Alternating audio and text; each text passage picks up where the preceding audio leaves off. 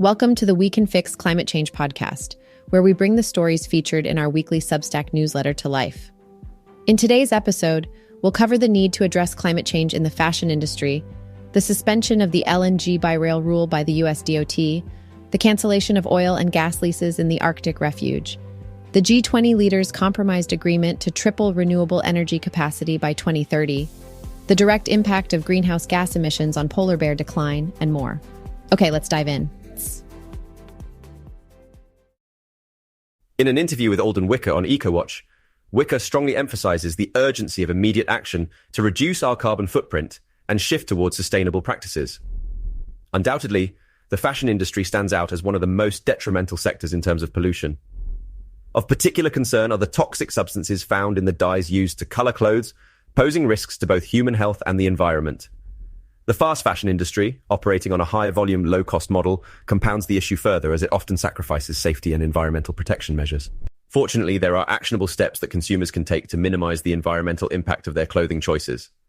By embracing practices such as purchasing fewer garments, opting for secondhand clothing, and seeking out items made from sustainable materials and dyes, individuals can contribute positively to the cause. In reflecting on the matter, Wicker states, "We definitely need regulation, but this whole consumer education thing, it's not working. We can't shop our way out of this problem. We can't conscious capitalism our way out of this problem."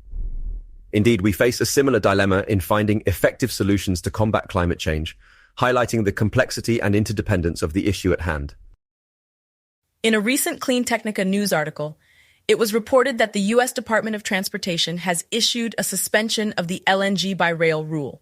Previously, transporting liquefied natural gas by rail required a specific permit that involved a thorough review process by the DOT, as well as public input from communities situated along the train routes. This allowed communities to exercise their right to veto LNG rail transport, which they often did.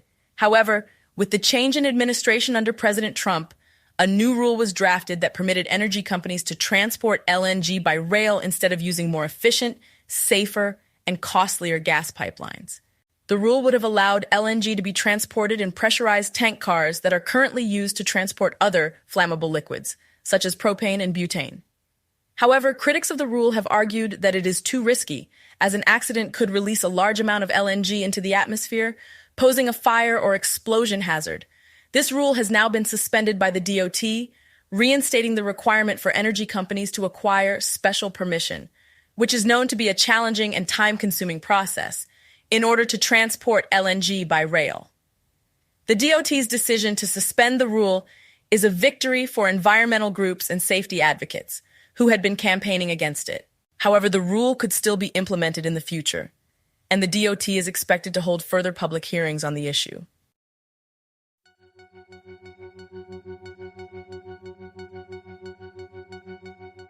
The U.S. Department of the Interior recently announced significant measures taken by the Biden-Harris administration to safeguard Arctic lands and wildlife in Alaska. In the Arctic Refuge, Secretary of the Interior, Deb Haaland, has given the approval to cancel the remaining 7 oil and gas leases that were issued by the previous administration in the coastal plain. These leases were suspended in June 2021 after Secretary's Order 3401 revealed various legal shortcomings in the underlying documentation supporting the leases. Moreover, the department has also introduced new regulations for the NPRA, or the National Petroleum Reserve Alaska. These regulations aim to provide optimal protection for over 13 million acres of special areas within the reserve. At the same time, they ensure support for subsistence activities crucial to Alaska Native communities. According to Climate Change News, the G20 leaders have made progress by striking a renewables deal during a summit in New Delhi. The agreement entails a commitment from member states to triple their renewable energy capacity by 2030, a requirement that was previously blocked by Russia, China, and Saudi Arabia at a G20 summit in July. While this is certainly a step in the right direction, it is important to note that the agreement falls short of including commitments to phase out the use of fossil fuels or halt the construction of fossil fuel infrastructure. It is worth acknowledging that the G20 represents a significant portion of global CO2 emissions and GDP, accounting for 3/4 of each. Therefore, there is still much more that needs to be done by these influential nations. Admittedly, The agreement to increase renewable energy capacity demonstrates a recognition of the urgent need to transition to cleaner sources of energy.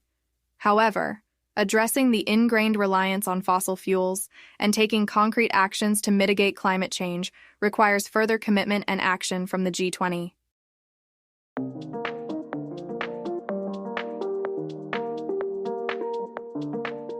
A recent study published in the journal Nature Climate Change has shed light on the pronounced link between greenhouse gas emissions and the concerning decline of polar bears. The findings reveal that there is a direct correlation between CO2 emissions and the extended fasting period endured by polar bears. For every additional 23 gigatons of CO2 emitted, polar bears are forced to fast for an extra day. The primary cause of this escalation in fasting duration can be attributed to the loss of sea ice habitat caused by climate change, which subsequently hampers polar bears' hunting abilities. The study's model further demonstrated that as sea ice diminishes, polar bears are compelled to spend more time on land, resulting in reduced access to their primary food source. Due to this scarcity of prey, the bears experience significant weight loss and eventually fall prey to starvation, ultimately leading to their untimely demise. Importantly, these findings are consistent with numerous other studies that highlight the perilous impact of climate change on polar bear populations. According to a recent report from GRIST, the United Nations, UN, has raised concerns that the global community is not on track to meet its climate targets. The report is a significant assessment conducted by the UN's Intergovernmental Panel on Climate Change and represents the first review of progress made on the goals outlined in the Paris Agreement since its signing in 2015.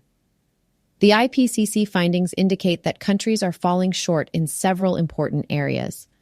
Firstly, efforts to limit global warming to 1.5 degrees Celsius, 2.7 degrees Fahrenheit, are not meeting expectations. Additionally, there is insufficient progress in adapting to the impacts of climate change, and the provision of climate financing to developing countries remains inadequate. Even if nations fulfill their current commitments, the report warns that the world is still projected to warm by 2.7 degrees Fahrenheit or 1.5 degrees Celsius by the close of this century. The article titled Global Glacier Change in the 21st Century by Science.org explores the effects of climate change on glaciers during this century. According to the research, each degree Celsius of warming results in an average loss of 10% of glacier mass. This decline has far-reaching implications for water availability, ecosystems, and sea level rise. The study indicates that glaciers worldwide have been experiencing an accelerated loss of mass since the 1960s. Notably, the Arctic and the Andes regions have been particularly affected by this phenomenon. The researchers attribute the loss of glacier mass to the increasing temperatures brought about by climate change. Moreover, the reduction in glacier mass contributes significantly to rising sea levels. In light of these findings, the authors caution that if the current rate of climate change persists, glaciers could lose as much as 80% of their mass by the end of the 21st century. Such a scenario would exacerbate existing water scarcity concerns, disrupt ecosystems, and pose significant threats to coastal regions due to higher sea levels.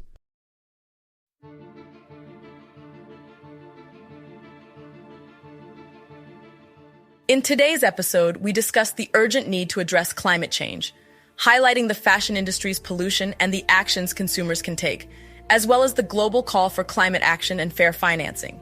We also covered the U.S. government's decisions on LNG-by-rail transportation and Arctic protection, the G20's commitment to renewable energy, the impact of greenhouse gas emissions on polar bears, and the warning from the UN about falling short on climate targets. Lastly, we explored the consequences of global glacier loss on water, ecosystems, and sea levels. Thank you for tuning into the We Can Fix Climate Change podcast. As always, don't forget to subscribe, share this podcast with your friends, and visit all our social media channels. Links are, as always, in the description box.